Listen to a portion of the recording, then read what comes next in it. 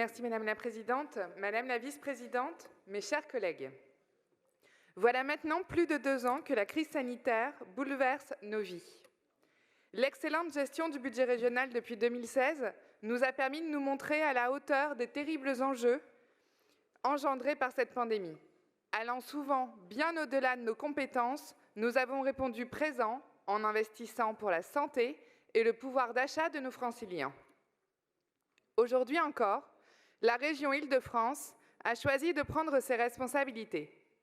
L'inflation fait son grand retour et atteint un niveau inégalé depuis des décennies.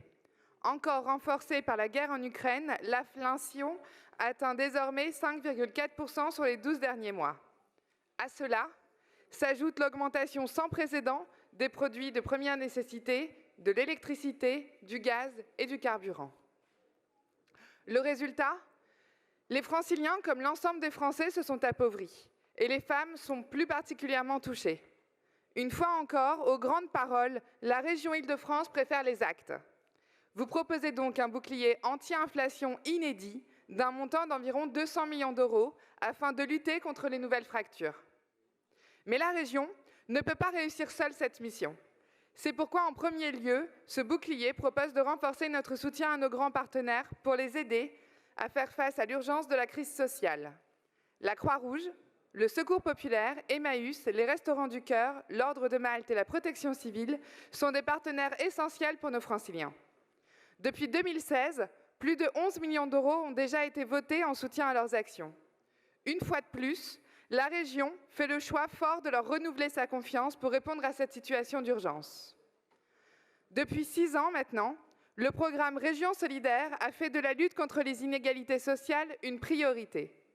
Et ce rapport reflète l'engagement du bilan régional auquel nous pouvons être fiers d'avoir contribué. Notre ligne directrice est claire, soutenir le pouvoir d'achat de l'ensemble des franciliennes et franciliens et aider les familles les plus fragiles.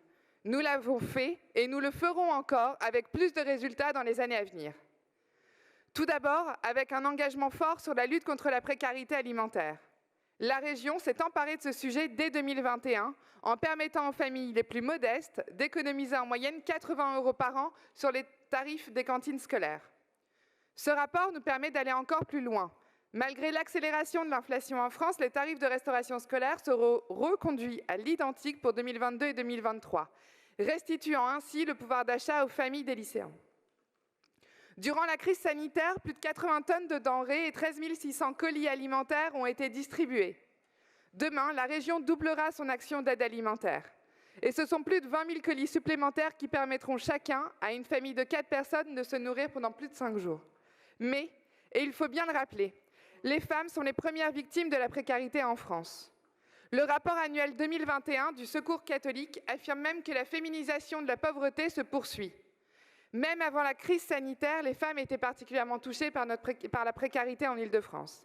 Elles représentent plus de 80% des emplois à temps partiel et sont largement bénéficiaires des aides alimentaires. Avec la crise du Covid, les femmes ont été très affaiblies économiquement.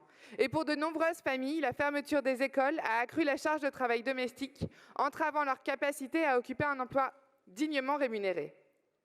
C'est pourquoi ce bouclier social accorde une attention toute particulière à leur pouvoir d'achat et à leur insertion sociale.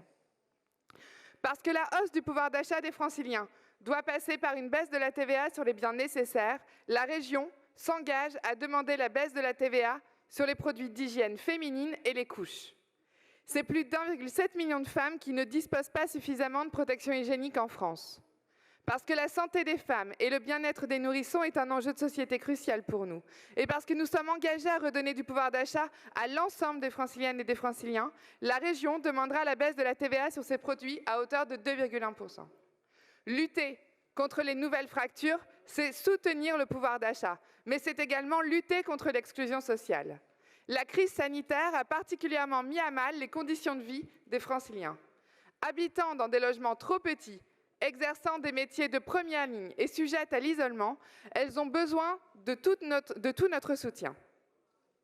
Devant cette situation d'urgence sociale, la région a soutenu des associations un petit peu de silence, s'il vous plaît, Madame la maire, s'il vous plaît. Comme Aurore, pour créer des maisons régions solidaires, lieux d'hébergement, de réinsertion, de resocialisation.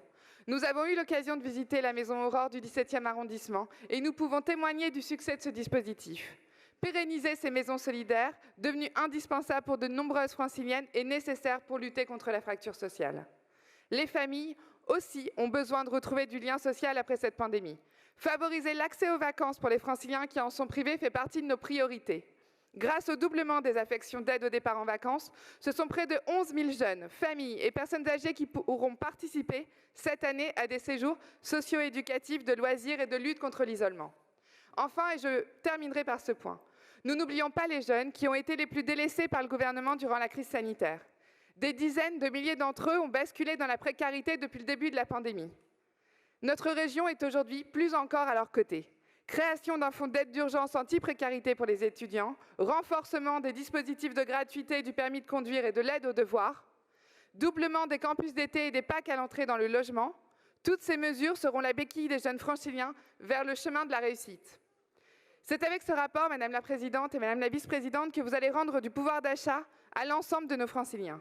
Ces mesures sans précédent témoignent de votre engagement sans faille pour la protection des franciliens et de tous les franciliens.